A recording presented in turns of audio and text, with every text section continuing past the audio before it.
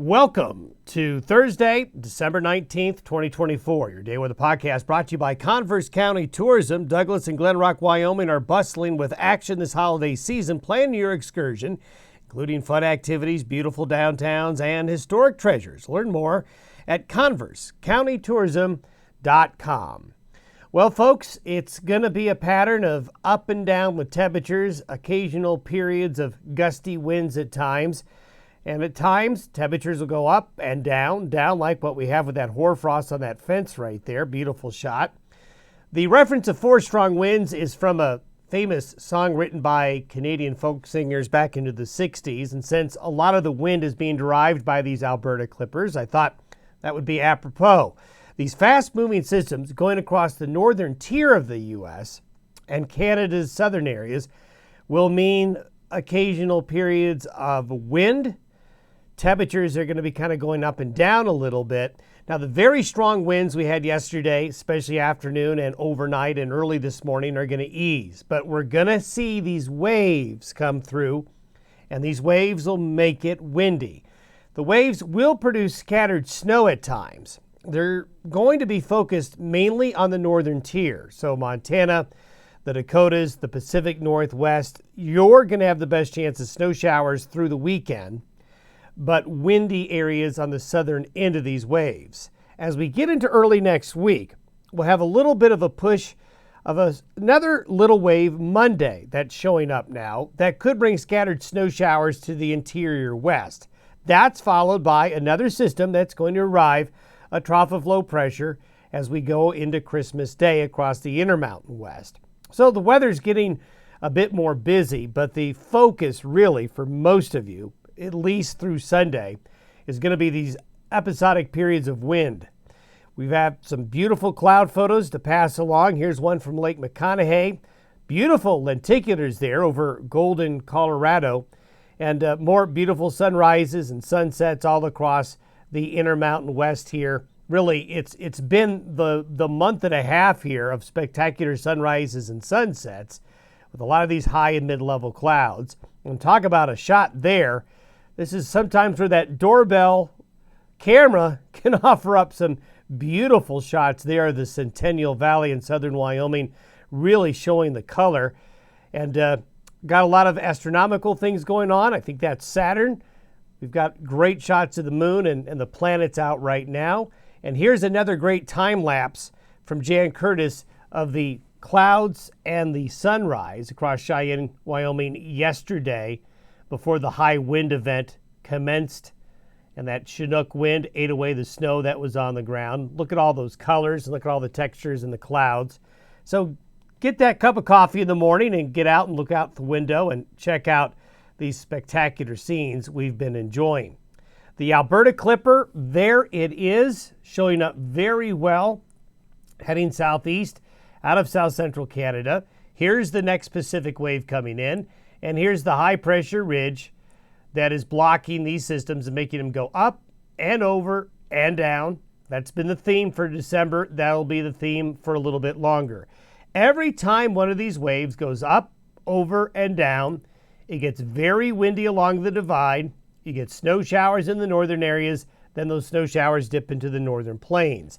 Here's the radar this morning. So anybody planning travel, you can see that area of snow. Boy, this is textbook with the Clipper right here. And this is just going to be tracking kind of like this across the Great Lakes and into New England here over the next 48 hours. And that's where your travel problems, your airport headaches are going to be in that region today. Now let's talk about the wind. Here are the wind gusts through about the noon hour today. So you can see the strongest winds are going to be across Nebraska, South Dakota, eastern areas of Wyoming. But look what happens as that Clipper moves away. This is by 5 p.m.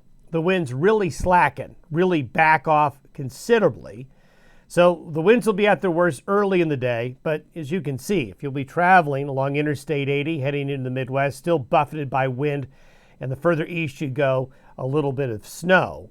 But we'll see the wind ease up, but look what happens by noon tomorrow. Well, they pick up again. And the reason is that these winds pick up as these waves travel along the U.S.-Canadian border. When they get near the divide, that whips up the wind. So the winds are going to kind of come and go.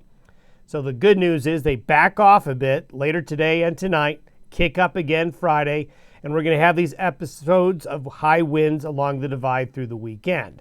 This is where we are this morning. There's the Clipper, and here's these little waves. They don't look like much, but these little waves in the system are just going to circulate through and go along like a path like this. This is by Saturday morning.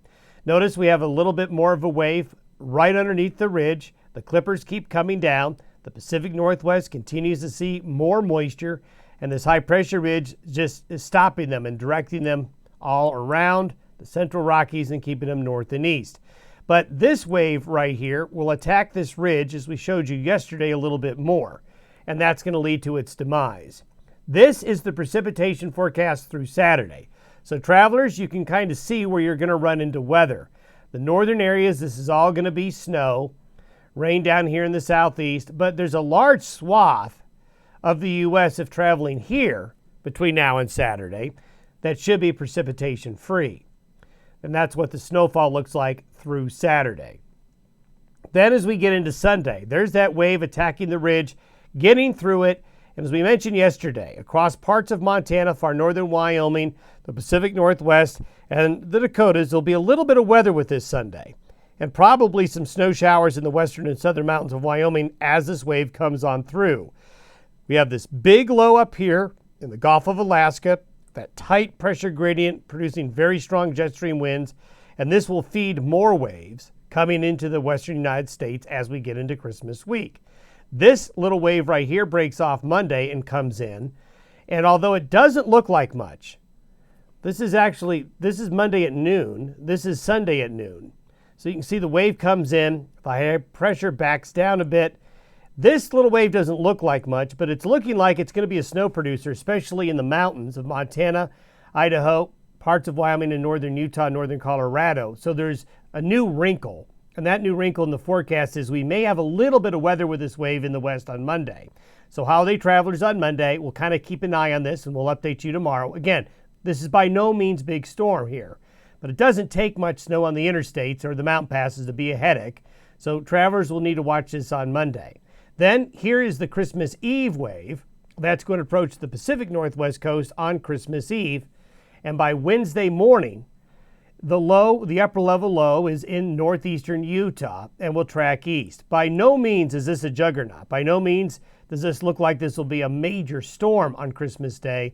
But there's going to be a lot of moisture and instability coming from these waves off the Pacific that is likely going to produce scattered snow showers Tuesday night through Wednesday night into Thursday morning across the interior west. Again, not a big weather system, but enough that it could cause a few travel concerns, especially on the higher elevation roads, interstates, and highways. And as this heads east, it will produce weather across the Midwest and will track this way, curve up into the Great Lakes. And so there's going to be, I think the best way to sum up Christmas through Christmas weekend is there's not going to be just one big storm causing travel concerns, but lots of little waves going coast to coast that'll cause the occasional travel headache here and there. And we'll spend more time tomorrow on the travel outlook for the U.S. and the western United States as we get a little more detail. But we do have this little wave coming through Christmas Day, Wednesday into Thursday. Then look at that gradient.